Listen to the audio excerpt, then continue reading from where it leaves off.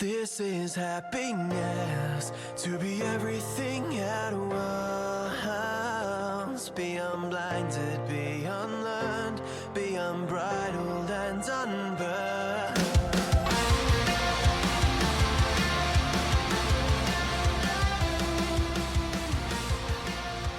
Hey guys, welcome back to a brand new episode of Mood Prep. My name is Dave Nixon, and today I'm going to let you know that you're just not fucking right. Now, it's interesting around this, right?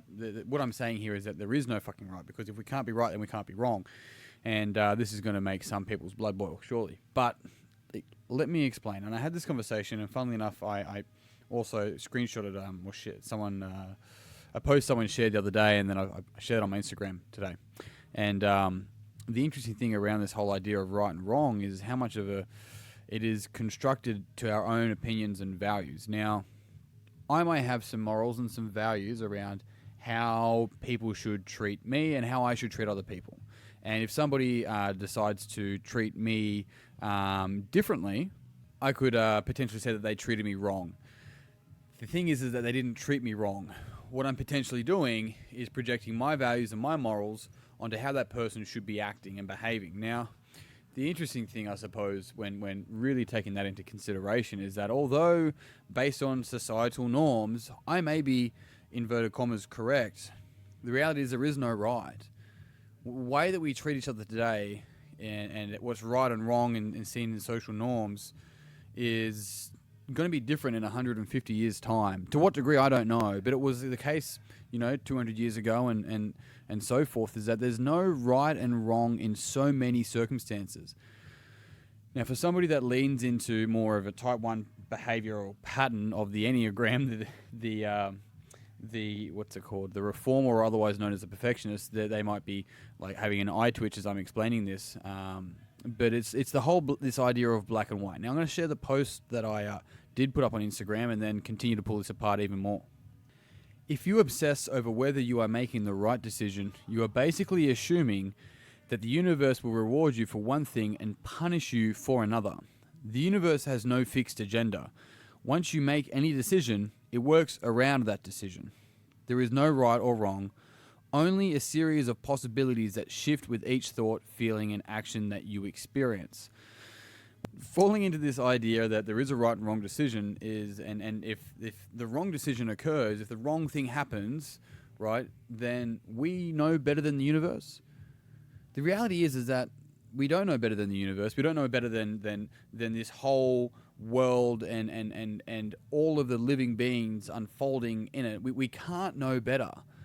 What we seem to be good for us may be bad for someone else. And so this is the idea of like, we don't know. And this what's bad in the short term may be so-called good in the long term, right? Right and wrong, good and bad. It's like there's only our opinion. There is only our thoughts. There's only our values. And as soon as we realize that, we start to become and shift more into this space of being the witness rather than going, that's the right thing to do or that's the wrong thing to do. Now, that doesn't mean that we can't use this type of language. It really does mean that when we step back and be aware of how we're communicating this language, because a lot of the time we're looking at things and we're like judging something without really realizing that we are judging it, even with ourselves. And this is this super ego that may which is heavy critical self-talk that may come into play. That's just like, that's the wrong thing to do. You're a bad person. And that could be talking about themselves. But what happens is that they then project that shit onto somebody else, and they're like, that person did this. They're a bad person. They're wrong, and they're all this sort of stuff. And like, that's how they fucking talk to themselves. And a lot of the time, it's what they're hating about this other person is actually what they hate about themselves, or at least what they've been taught to hate about themselves, because often the superego, that critical self-talk that's occurring, actually isn't their fucking voice. It's not their thoughts. It's what they were taught, often as a child, right? That if you did that, you're bad, and you're naughty, and that's not good. All of a sudden, this conditional self-worth has been built up on what is right and what is wrong, and we must do all these right things, and everyone that does wrong, they don't deserve good things. You get what you deserve. Based on whose opinion? Based on whose thoughts? At what age?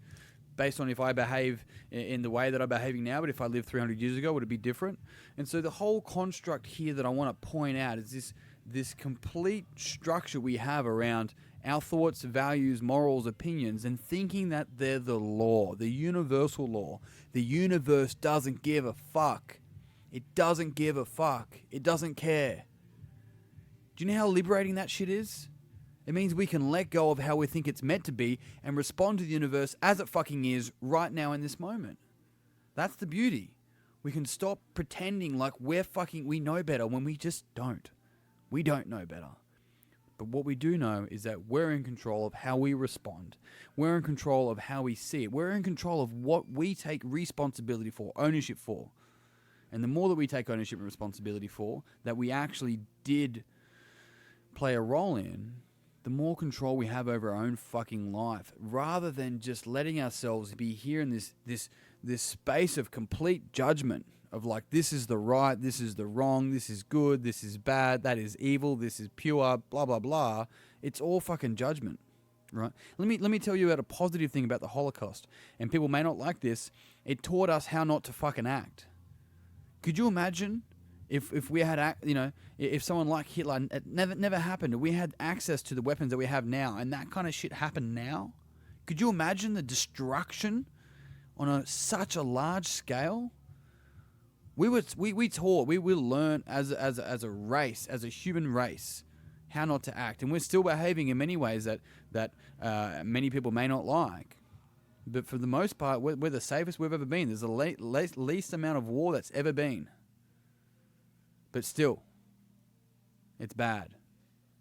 It's like, it is too complex, and so let's simplify it. There is no good and bad. There is only a process unfolding continually that we're observing and judging. And it's that judgment that changes our perception of life. That judgment of whether something's good or bad, whether something's positive or negative, whether something's for us or against us, right? That's what changes the lives that we live. And the beautiful thing here is that if we have the awareness, we can step the fuck out of it and start to see the traps that we're building for ourselves. And if we do that, then we can start to choose maybe a different... Not even choose. First, just become aware of maybe there's a different fucking angle here. What am I missing? Because you are missing something. That's where the people go, I know I'm right. It's like, you're not the be-all and end-all of knowledge.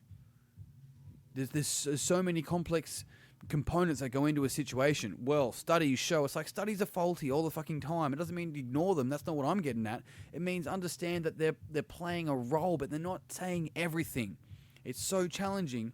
It is so challenging to create a study around subjective experiences, but that's all we are able to understand in our own mind is our own individual subjective experience.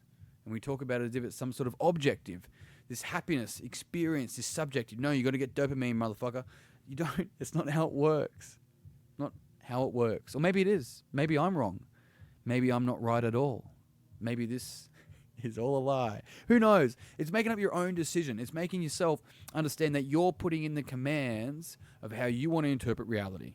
And so the question here is, above everything else, is this how you're happy seeing it, or do you want to see something new? And if you want to see something new, change your perception. If you want to change your perception, then make sure you make a decision about what outcome you fucking want, and you work around that. But team, on that note, I am done. Thank you very much for tuning in. If you found this podcast beneficial, it would mean the world to me and Petey if you would share it with someone else that you think would also find it beneficial. And if you haven't already, jump on Facebook, search Mood Prep Online, join the conversation now. I'd love to see you in there. Otherwise, team, that's me done for today. Until tomorrow, peace and pizza, kick today in the dick, and slay the dragon. I'll see you soon. To be everything at once, be unblinded, be unlearned, be unbridled and unburned.